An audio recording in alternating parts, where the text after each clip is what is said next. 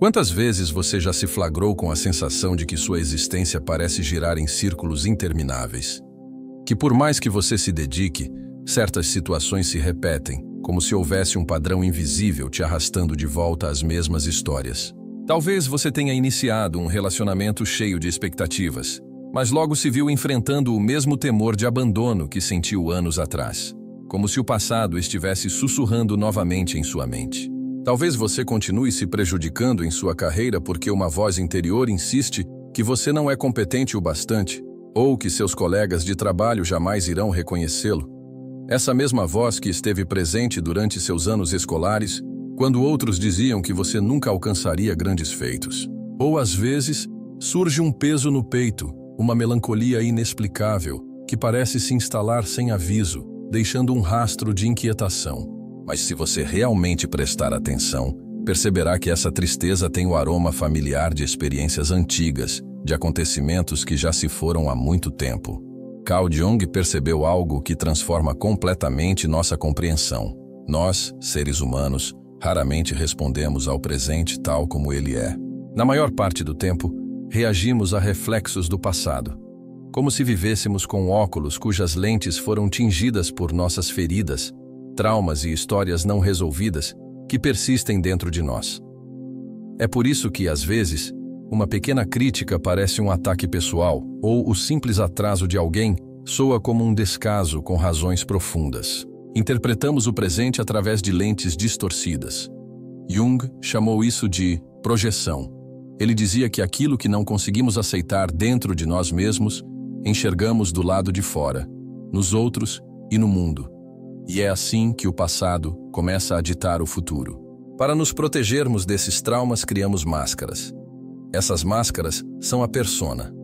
Ela serve para esconder o que acreditamos ser fraco e inapropriado em nós mesmos. Mas esta máscara cobra um preço alto. Elas podem nos afastar de quem realmente somos, mantêm-nos presos, impedindo-nos de viver livremente. Para quebrar esse ciclo, temos que nos conscientizar de quando estamos no presente e de quando estamos vivendo um eco do passado. Só assim você pode parar de viver sob o domínio de traumas e finalmente começar a escrever um futuro próspero. Este vídeo é para você que está cansado de ficar preso ao passado. Para você que quer entender por que certos padrões não mudam e, acima de tudo, para você que quer descobrir como Jung acreditava ser possível se libertar. Eu não vou prometer mudança instantânea. Eu vou lhe mostrar rotas de escape. Siga conosco. Por que é tão difícil simplesmente deixar o passado para trás? Esta é uma pergunta justa. Afinal, vivemos em uma sociedade que constantemente nos diz: siga em frente, não olhe para trás, supere. Mas se fosse tão simples assim, não estaríamos tentando entender o motivo de certos padrões negativos estarem se repetindo. O psiquiatra suíço Carl Jung descreveu processos que explicam profundamente a forma como nos entendemos. A maneira como vemos o mundo não é objetiva, neutra ou clara. Em sua obra, Tipos Psicológicos, Jung fala precisamente sobre isso. Ele explica que cada pessoa desenvolve sua forma única de interagir com a realidade. Alguns de nós tendem a analisar com lógica acima de tudo. Outros reagem de formas emotivas. Existem também os que vivem focados no que é concreto, tangível, no aqui e agora. Essas formas de perceber o mundo são o que Jung chama de funções psicológicas básicas: pensar, sentir, perceber e intuir. Elas não são apenas modos de ser. São, de fato, filtros profundos que determinam o que vemos, o que ignoramos, o que valorizamos e até o que tememos. São essas funções que criam as lentes pelas quais interpretamos tudo ao nosso redor. E aqui está o ponto crucial. Essas lentes são profundamente programadas pelas nossas experiências. Quando passamos por algo traumático ou marcante, essa experiência deixa uma marca que tinge nossas perspectivas. Assim, sem perceber, começamos a projetar o passado no presente. Jung observou isso repetidamente em seus pacientes. Pessoas brilhantes que viviam presas em ciclos que não conseguiam quebrar. Pessoas que viviam o hoje, mas reagiam como se ainda estivessem na escuridão de ontem. Cada um vê do outro aquilo que melhor pode ver de si. Por isso, antes de tudo, vê-se o argueiro no olho do irmão. Nesta frase, Jung expressa que estamos inevitavelmente inclinados a enxergar aquilo que corresponde ao nosso mundo interior. Em outras palavras, nossa visão do exterior é, na verdade, um reflexo do que está dentro. Mas também existe esperança.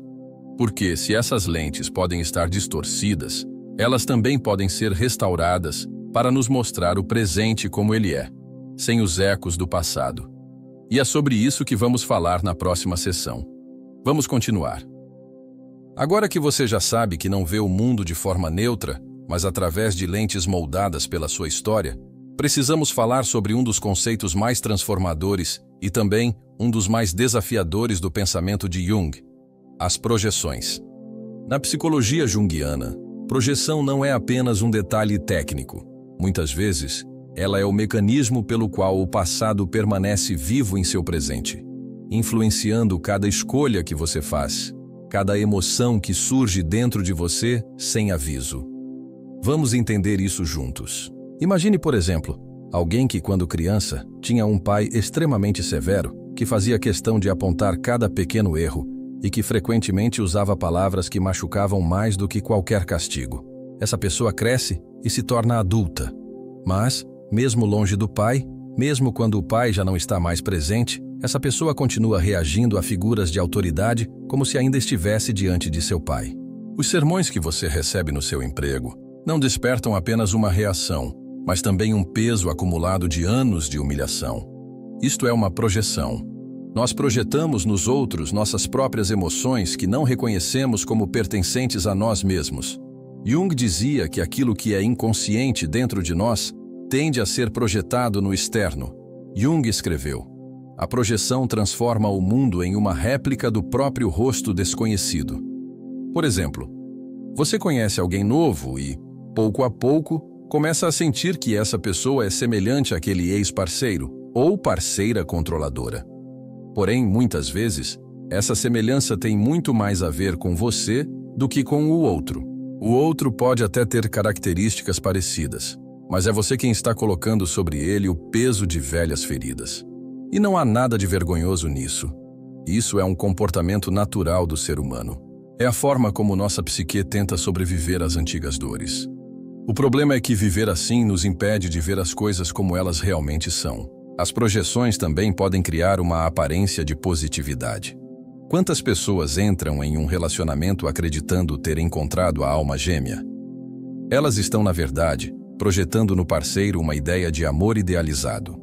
À medida que o relacionamento revela a realidade, a imagem desmorona e a frustração é devastadora. Jung alertava muito sobre isso, especialmente quando falava sobre o ânima e o ânimos, as imagens inconscientes do feminino e do masculino que cada um de nós carrega dentro de si.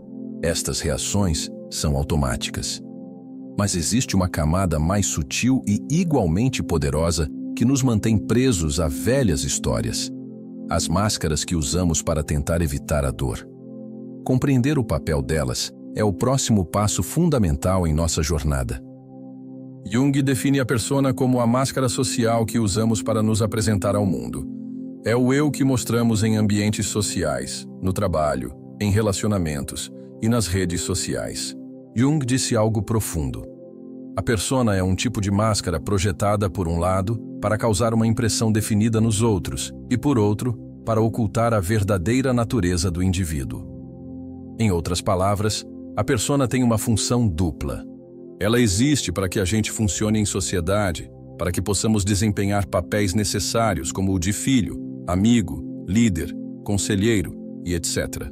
Você não ia conseguir se adaptar a contextos sociais sem essa máscara mental. Mas há um perigo silencioso que pode ser devastador. Quando você se identifica muito com a máscara, quando confundimos quem somos com a persona que usamos diante do mundo, nos afastamos de nós mesmos. A pessoa identificada com a persona é, por exemplo, o seu parceiro que sempre está alegre, fazendo todos rir à sua volta. Mas quando ele chega em casa, sente-se vazio, exausto e muitas vezes profundamente triste. A persona começa como proteção, mas se transforma em prisão. E essa prisão tem grades invisíveis feitas de medo. Medo de descobrir quem realmente somos e de quem podemos perder se mostrarmos nosso verdadeiro rosto. E preste atenção. A persona não é algo que podemos simplesmente jogar fora. Jung não acreditava que a solução fosse viver sem máscara.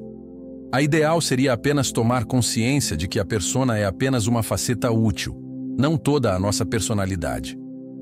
Precisamos saber quando estamos falando e escolhendo através da persona e quando estamos agindo a partir do nosso eu mais profundo. Quando vivemos apenas pela persona, tornamo-nos previsíveis. Nossas reações são automáticas. Vivemos presos nos mesmos padrões. Não existe liberdade real. Estamos, como dizia Jung, vivendo roteiros escritos pelo passado. E enquanto permanecermos identificados com essas máscaras, sempre estaremos presos aos papéis que nosso passado nos obrigou a assumir para sobreviver. A saída dessa prisão envolve o reconhecimento das projeções que fazemos e das máscaras que usamos. Pois apenas quando consideramos esses padrões inconscientes, podemos começar a viver com autenticidade e construir um futuro destacado do passado. Para Jung, a libertação não vem de tentar esquecer o passado, mas de reconhecer com coragem quando estamos reagindo ao presente como se fosse o passado. É sobre essa libertação que vamos falar na próxima parte. A verdadeira liberdade não surge do simples ato de deixar o passado para trás. Não se trata apenas de virar a página e ignorar a dor. Pelo contrário, Jung acreditava que a única maneira de nos libertarmos do passado é olhando diretamente para ele. Mas não basta recordar eventos dolorosos ou falar sobre eles. É necessário algo mais efetivo. Para Jung, a grande chave da libertação está na percepção. Pense em uma pessoa que constantemente se sabota no trabalho. Sempre que recebe uma oportunidade, ela pensa que não é boa o suficiente. Essa pessoa pode até saber que traumas familiares a influenciam. Ela pode até ter feito terapia, mas, se ela não consegue perceber o exato momento em que ela projeta seus traumas no presente, ela permanecerá presa no mesmo labirinto. É nesse ponto que entra o conceito de consciência. Jung via a psique como um sistema auto-organizável. O inconsciente não está lá apenas para nos sabotar. Ele quer nos equilibrar, nos curar. No entanto, enquanto não trazemos certos conteúdos para a consciência, eles continuam atuando nas sombras. A liberdade para Jung surge quando percebemos quando estamos reagindo de forma desregulada. É quando conseguimos ver que estamos projetando algo nosso sobre o outro e não apenas vendo a realidade como ela é. E não se engane, isso não é fácil. É doloroso porque exige olhar para partes de nós mesmos que preferiríamos ignorar. Exige reconhecer que, muitas vezes, estamos presos a roteiros antigos. Mas é justamente aí que está a chance de mudar. Quando temos essa clareza, abrimos um pequeno espaço entre o estímulo e a reação. E é nesse espaço que a liberdade nasce. Porque, como dizia Jung, não podemos mudar nada enquanto não o aceitamos. A condenação não liberta, ela oprime.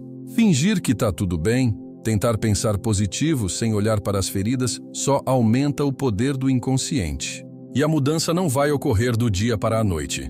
É um processo que precisa ser trilhado pacientemente. Mas cada vez que você consegue reconhecer que está reagindo ao passado e não ao presente, dá um passo em direção à completude. Falaremos agora sobre 3 caminhos práticos para otimizar sua evolução neste processo. Jung dizia que conhecimento intelectual não basta. É necessário agir, sentir, experienciar. Por isso, quero compartilhar com você caminhos práticos que podem servir como primeiros passos nessa jornada de libertação. 1. Cultive a autoobservação sem julgamento. Observe-se com curiosidade, quase de forma científica, sem crítica ou condenação. Pergunte-se várias vezes ao dia: o que estou sentindo agora? O que realmente está me incomodando? Há algo nessa pessoa ou nessa situação que me lembra alguém ou algo do meu passado? Se a resposta for sim, se perceber que está reagindo de forma desproporcional, isso é um sinal valioso de que pode estar acontecendo uma projeção. 2. Mantenha um diário reflexivo. Jung acreditava que escrever ajuda a dar forma ao que é inconsciente. Você não precisa escrever um romance. Basta, por exemplo, escrever no fim do dia: em quais momentos me senti mais abalado? Houve situações que despertaram reações fortes em mim? Quem ou o que isso me lembra do meu passado? O simples ato de escrever começa a iluminar padrões. Muitas pessoas, ao relerem suas anotações depois de alguns dias, Percebem conexões que não haviam visto antes. 3. Preste atenção às suas personas. Comece a identificar as máscaras que você usa. Pergunte a si mesmo: que imagem estou tentando projetar para os outros neste momento? Quem eu seria se não estivesse tentando agradar? Parecer forte, parecer alegre, parecer no controle.